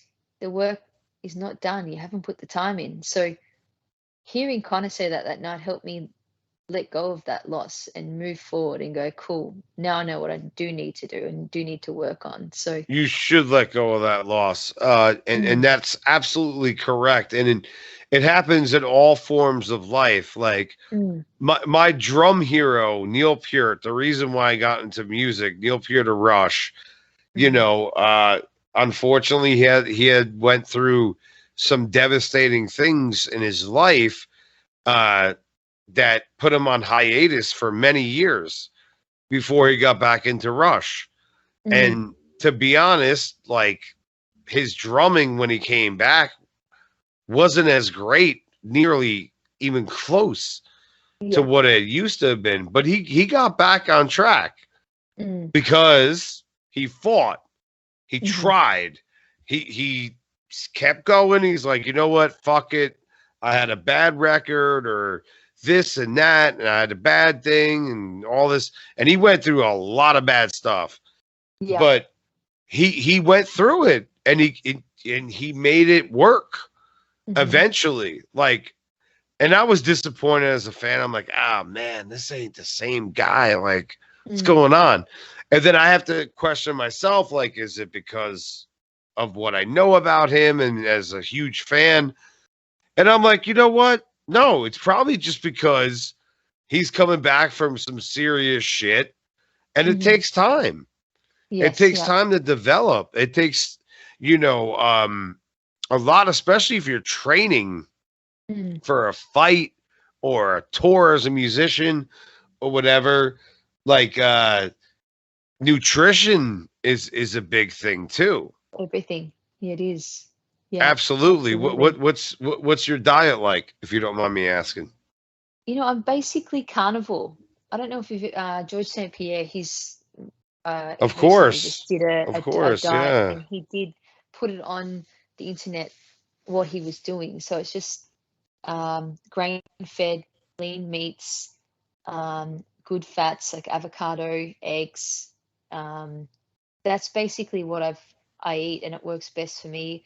I don't function well on carbs. The good fats and the proteins work really well for me, and lots of water. Coffee's my second blood type. I love black coffee. I live on it. I've actually got a bag. I'm gonna go get it right now because you'll have a laugh at this. Hang Go on. ahead, go for it. Okay, let's see it. I So I've love got a this. bag here. So Okay, let's see what when we I got. first when I first arrived to the room, I got a phone call off the head chef, Boris. I'm at the Sofitel Wentworth in Sydney. They're amazing here, by the way. And they rang me and they're like, "Oh, hi, what do you want?" And I just said, "Listen, let me give you a list, not what to bring. Just do not bring this." So they wrote it on the bag what I asked for. No carbs, no sugar, no juice, heavy cream for the coffee, lean meat, so chicken, fish, turkey, eggs, avocado, but lots of protein. I said, do not bring me anything that's tasty because I'll eat it. I don't want it. See, this is the kind of street cred though that you get when you fight. And it's not, you can't just do it part time. You know, I've only get to look at a piece of chocolate and I put weight on. So it's like, it's a lifestyle. I choose to eat this way all the Oh time. yeah, dude, it's crazy. All right, So so let me see what the chicken looks like over there. Let's see what we got. today's menu, we've got breast chicken. There you go. Nice. With a Looks nice good. Looks good. bit of a salad going on there. And to give me some nuts. Just some nuts there, but an avocado, lots of water, coffee. I'm good for a few hours. That sounds So good. You're making me hungry yeah. now. I'm gonna go eat. And And they're amazing. Like they gave me a special delivery last night of fresh coconut water. So that was dropped off by the chef Boris. He's a super cool dude. They come to check out my belt yesterday. They obviously can't come in the room or come near us because of COVID, but he yeah. they're great people, you know. They're super cool. They give me a beautiful fruit salad yesterday, and grateful they're looking after me and making sure I'm not putting too much weight on for my next fight. So things are good in here. So what was that delivery like? Did you just drop it off? Yeah, Like so no basically no they drop it off contact? they drop it off at the door and they knock. I don't know if you heard the knock before. I did, It's like yeah. it's like jail. They just knock and run, and you're not allowed to open the door without the mask on. Don't tell anybody, because I just did. But um, yeah, if you step outside, there's a fine. You know, Australia right now is super strict. Um, I guess trying to protect our people out here, and we've got to just Yeah. stick to the rules and no use complaining. Take a positive and make myself at home. I've got my room set up here, and And you got a it is nice what it is. dinner, and we had a great conversation. You are amazing. Like I Uh, said, yeah, I got to bring it back. Like when I saw you, there was something about you that really popped off where I knew, like, A, you were super talented and, you know, super nice. When I started talking to you, I'm like, okay, this is someone that's going to be a friend. Like, this interview was amazing, but I want you to know that this is a conversation between friends that, yeah, yeah, I mean, I my believe wife it. loves Mm. you. Like, She's a sweetheart. We had a great time the night at the party, yeah. the party was super cool, the Mahal party, and I'm just blessed to meet you all, you know, and Oh, yeah. honestly, like I haven't had the opportunity to tell Michael, but that movie and that 4 weeks that I spent with my new family out there, with the Yes. Mahal family, was definitely a life-changing highlight of my life. Um, Oh, you're Not gonna only blow because of up the from this. Yeah. just because of the transition it took me from being, I wouldn't say rock bottom, but I was facing a lot of demons that I was going through at the time with kept getting fights cancelled, and I was at the thing where I'm thinking, shit, I'm just done. I'm just going to go home and do something different, you know, like that that month of my life lit my heart again, and it gave me a new direction to walk, a new path to take, not only with the movies, but now I've got a whole new group of friends and family now in Vegas that I know we'll all be mates for life. And I just am super excited to get back there and continue on with hopefully the new movie out in Puerto Rico and have another month all together in the time of our lives again out there. Oh, absolutely. I can't wait to work with you at some point. I know it's going to happen. It's inevitable. Mm. And, Yeah. like I said, like real recognizes real. I say it to everyone that I, Mm-hmm. enjoy their company with. And, like I was saying before, like I was telling my wife when I had met you, I'm like, oh man, to tell a woman that you're with about another woman and to Mm-hmm. have her be okay with it, Yeah. that's something special. I was like, Yeah. you have no idea. I met this woman today. She's amazing. She can fight. She's acting, and I can't wait to, see her again. And she didn't question it. Oh, Which that's super sweet. Yeah, it's I've got a brother super. for life there, brother from another mother. Good thing. Exactly. But same I was vibe. Yeah, like, your wife's and a I was beautiful like, lady. dude, She's a you good have no person. So, idea. Like, she's so mm. cool, and you did your job, and everyone really did. Yeah, it was a Arena great year, great Wars crew. is gonna blow up. That thing's I've gonna be actually got explosive. here's the poster right here. I should get you Go to ahead. sign this. I've Yep. got the poster, Arena Wars. It's got all the autographs of the main actors on there. I'm missing a few, so hopefully I can take that one to Puerto Rico or somewhere when I come back and get a few more on there. But and that's it's going to be such a great movie when it comes out and memories forever. So I just can't wait to see it on the big screen soon, hopefully. It was so cool to watch, and Mm. obviously I'm not gonna say anything about it, but fight sequences. You mentioned Alan, who does the Alan's a fight cool dude. choreography. Much Awesome. respect. Yeah, super cool. It Oh, was great to learn, and put things together. One thing I must say, it was hard to pull back once you get in your flow. And I got like you beating up those monsters and stuff. I'm like, it's so hard to I control witnessed it. yourself I saw it. because you're like, I'm gonna kill you now. What's funny is I'm Yeah. watching it, and from a certain angle, I'm like, "Damn, you went in like you just Mhm. smacked this dude, Yeah. but you I just didn't. barely miss." Just Yeah. And it's uh, precision again. It's like placement of a fight, like you've got a tiny little pad. This pad's quite big, but every day we're at training. This is not here for looks, even though these are a great brand, but it's like right. that is your target. I look at you and I don't look at you as a person, like I said before. You're a soulless object in my way, and you have red dots all over you. You're a dartboard, you're a target. You've got 20 dots all over you, and I'm going to get you. And that's the way I look at it. So even in the movie, it's like it was such a cool thing to transition combat and boxing over to movies where you can get your placement and precision on whoever's in front of you and let them know that they can trust me because I'm in control of my distance and my timing and my balance to make sure that I'm not going to knock their ass out, even though I want to sometimes. You know what's crazy that you say that is I Yeah. had such a hard time transitioning in action scenes I was doing for film Hmm. to go because I'm a boxer. And Yeah. so they're like, you're going too fast. Like I was doing like my jabs, my right hand. They're like, you gotta sell it. You gotta like be more like dramatic. And Mm. I'm like, damn, all right. So that's hard. Like a lot of people have to understand that too. When you watch these films and you see the actors and you see everyone doing great things with stunts, Hmm. and it seems quick, like it's very Complete opposite. theatrical.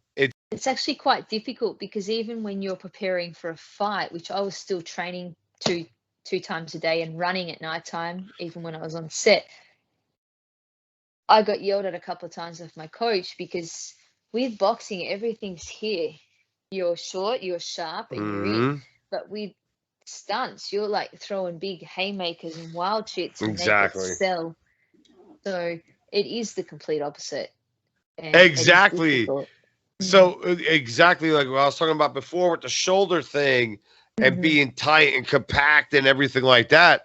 Like they want everything, for listeners that are not seeing video, it's like they want everything very wide and it's Mm-hmm. hard. And then you Yeah, start rolling and then you throw like a right hand or a left hand and you just do it the way you've done it your whole life. yeah. And it's like, it's so weird because you would think like acting, the hardest part, you know, would not be throwing punches. Like that would be Mm. easy. Yes. But it Yeah. was like the other thing was like learning lines was way easier. I'm like, I'd rather just talk at this point than do fight scenes because Yeah, see, that's funny because for you to say that, it's for me. I don't read. I don't like reading. I read well, but I'm not a fan of it. I cannot sit and just look at a book. It's just not my thing, like yeah, audio books, cool. But I got on set and I'm like, I don't want to read it. I'm just going to read it in the moment because I seem to show up better if I don't practice and practice and practice the line. I want to do it. I work well under pressure. Here's my line, nail it, and be in character with it. So it's definitely a learning curve, and it's such a different transition to go into to adapt the way you can. But for me, like I said before, we don't show affection, no emotion, and you're not emotional. So it's very hard to show that sign on your face and of expression. Like I remember I did a stunt with one of the scenes and I said to the guy, actually hit me, like hit me. And um I couldn't react because I couldn't feel it. As a fighter, we react. So if you hit me here, I'm going to of give you three course. back, or here it's another three. So when he hit me, I could actually make the noise and go with the sound of the reaction of being hit. He goes, you sure? And I'm like, yeah, but this time do it harder. Like I want to feel it. So I guess it's a good thing for them because at least they can hit us. But I Well, definitely I wouldn't mean, the dare. good thing is that you're tough. You could take it. You ever thought about doing like WWE? Funny you say that because a good friend of mine over in New York, he was in it, and they've actually got a tryout in Vegas coming up, and my name's been put forward for it. So we'll see what comes up. That would Yeah. be amazing, and I Mm, get your drift for sure about what mm, you're saying there. But I think you'd be wonderful at it. Like I said, and we'll close it out with this. Like mhm, I knew right away when I saw your charisma and I saw the way you handle yourself and I see your responsibility on set and the fact of the matter is again I knew that you were a boxer. I came up to mhm. you. I think that's the first thing I said to you. I'm like, "Do you box?" You did, I remember. Yeah. Yeah. Yeah, I We was had some like fun out the back too. Remember, we were doing some pads together. It was so cool. I'm like, I this was guy's like, good. I've got, "You box?" Like cuz I saw a scene you mm, were doing. I'm not going to leak this scene, but I hmm. saw you throw something. I'm like, "She's a fucking boxer." Like Yeah, you never know. I just think once because the you, way you threw the punch. mm, yeah, it's And then definitely you're like, hard to yeah. bat. And then I did my research. I'm like, okay. I'm like, okay. So hopefully you get some great fights soon.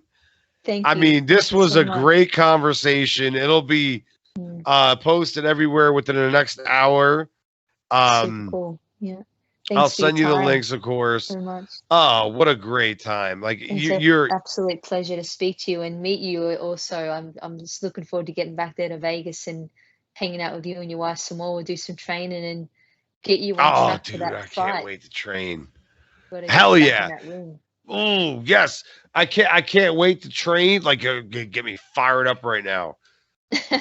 Like honestly, do you have a training montage that you put on? Because I do. I'll tell you mine in a moment. Yeah, But tell me, what do you got? okay, Rocky Four soundtrack, Okay. cliche. Yeah, This, I'm wearing a Transformers T-shirt.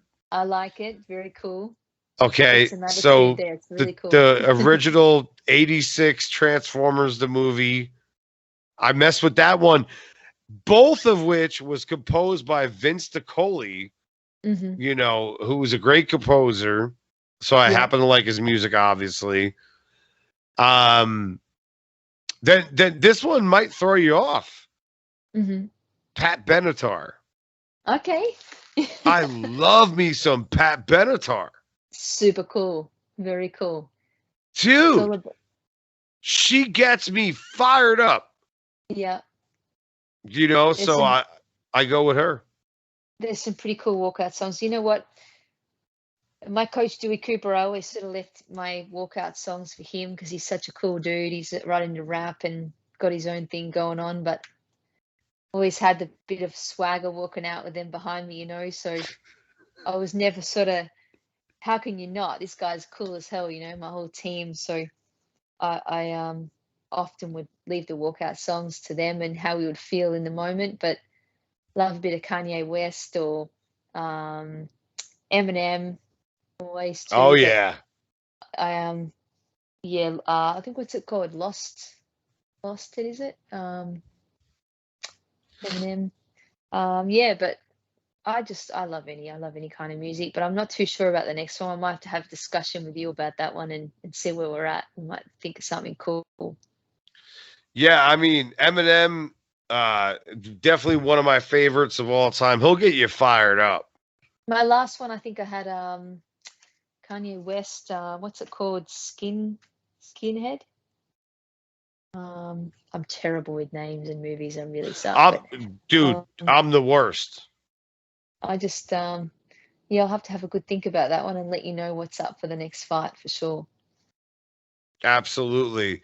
Like for me, my ring walkout song will be Pat Benatar Invincible. There you go. Oh Very cool. yeah. Yeah. Hell yeah. You got to come out to that, man. Like, I mean, it's like, and that's what I used to do as an amateur. Hmm. I mean, I'm a big metal guy, and it's Tool and Rush, and like I was saying before, bands of that nature. But there's Yeah. something about that Invincible song that just it lights my Lights you fuel. up. Yeah, Yeah, it gets me definitely. going, man. You Mm. know, but you were awesome today. You're always awesome. No, back at you. It's great, and thanks for filling in a bit of time for me to get the hell out of here. Anyway, no doubt I might FaceTime you during the week and continue our conversations Hey, offline. But you could hit me up anytime. If you're bored and quarantined, and that'll be I'm cool. I'm doing the same shit. I'm not doing anything much but doing shows and Mm. recording some music and whatnot. But Yeah, I yay, think we're all in the anytime you want same to hit me up. situation for sure. It's been great chatting to you and doing a bit of training together and keep moving forward with the stunt school and see what's up. This is the Jersey in me. Before Hmm. I let you go, we always ask another question. Okay, I What like what it. It's what, good. what was the hardest stunt you ever had to perform at the stunt academy? Because I've been there and there's some shit I had to do that was really hard. Um, well, I'd probably say, you know what, I'm not a fan of like roles and stuff, but I just, not that they're hard, but I think because I'm in fight zone, I'm always worried that I'm going to hurt myself. And when you have that hesitation of thinking, fuck, I shouldn't do this because I might break my arm or end up in a neck brace or some shit, I'm like, all I can hear is my coach saying, don't do it, don't do it. So it's the simplest stuff. Like I can light my ass on fire, do fire burns and high falls and drift racing and drift cars and all that crazy stuff. But to do like a little handstand or a goddamn like roll, I'm like, don't do it. If you break your hand, you're screwed. So I'm being honest and I'm admitting that I'm not a fan of the rolls. I Not can't anymore. do any. of that aerobic shit, like handstands. Like I've tried and it's a complete failure. Me It's too. terrible. Like it's I'm with like you. I think the day we did it, I think I chickened out. I told Alan, no, I'm just going to stand here because I don't want to injure myself. But I pulled the pin. I didn't do it. But the oh high falls are definitely a I hard one. totally injured myself one time doing it. I tried, but the way we're fighters. But I'm like my agility. I just and the thing about Alan, I got to say this. We got to give him props. Mm. Is that he's still very agile. He does everything. There's nothing he'll ask us to do that he doesn't do himself. And I have Exactly. respect for that. He's Perfectly put. very, very cool dude. Like he was doing those. How high was that high fall at the graffiti house last week? Yeah. I think it You was know 50 meters or something. I don't know. that Don't that get shit was crazy. And I tell Mm. you what, it's perfectly put what you said right there is that you know he'll say this and do and be like, oh, we gotta do that and whatever, but then Yeah. he'll do it himself. Yeah. He's got no fear at all. He'll He's got show a lot of you like experience. this is Mhm. real. And I'm like, Mhm. damn, like, okay. And then it Yeah. makes you want to do it. Yeah. But Especially when you he's see, very safety first. He's very safety first as well. absolutely, they've got a great school going on there, and we've got a good group of people around us. But it is hard when you see a 5-year-old kid next to you jumping off and doing a goddamn backflip, and then you're like, oh, I can't do it.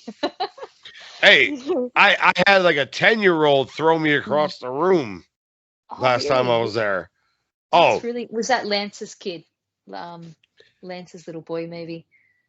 no, it was a girl. I forget her name Mm-hmm. because I've been meeting so many people, but I could send you the video. Mm. She sent me to hell.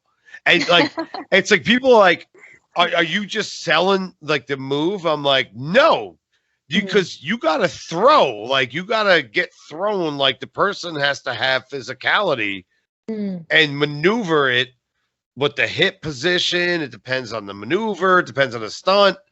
Yeah. But this kid had no resolve, like Mm. no remorse, and sent me to hell. Like just like took me and threw me like I was nothing.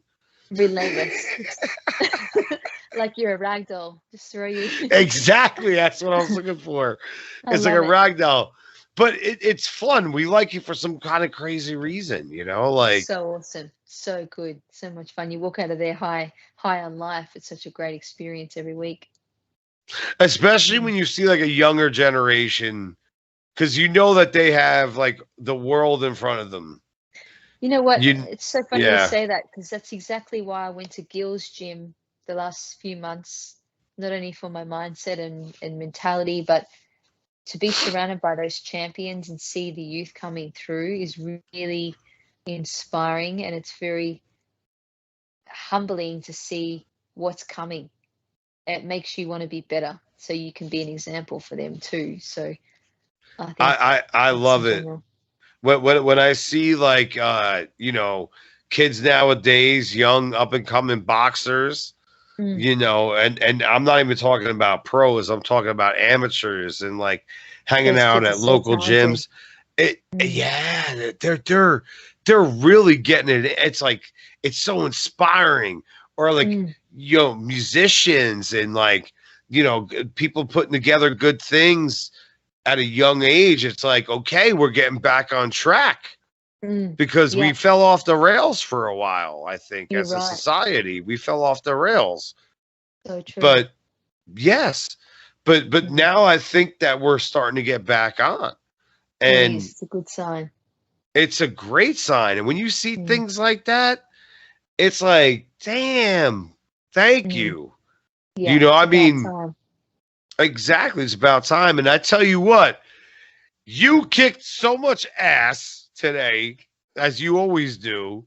Oh, And I'm back at so you. appreciative of you and this amazing conversation. It's been awesome. It really has. I look forward to getting that next fight happening and hopefully join you again sometime when we've got that victory back on the board and celebrate together in Vegas. It'll be great. I want you in my corner for that fight if you don't mind. There you go. With pleasure. I'll be your water girl. I'm Please. good. I got you. Please. I'll even wear my jumpsuit for you, my prison suit. How's that Hell sound? yeah. Oh, wow. Now you're getting me really fired up. We'll Like have you had me fired up. Like I was at like a 9.5. Now you got me like through. I don't even know the number I can put up. I'm just gonna go out there and just tear ass. But Hell maybe yeah. there might be a cool walkout song out of the new Arena Wars film sound clip or something. There might be some cool music we can put on for your walkout theme. Who knows? That would be amazing. And you're amazing and I appreciate you so much. And could we let our listeners know where we can follow you and get you on Twitter or That'll Facebook be or awesome. Instagram? Yeah, Instagram's my main one. So it's just Kylie_Fulmer. I've just opened a TikTok. There's not much happening on there, but mostly my Instagram's just got all stunts and travel and all my boxing stuff on there the last 10 years. But Facebook is cool, but Instagram's the one. That's what's up. I thank you so much. This was awesome. And I can't wait to catch up with you soon. Please enjoy your time. And I know you're going to go get a workout in, which is great. Number 2's coming up. It'll be good. Number 2, you probably do 3 or 4.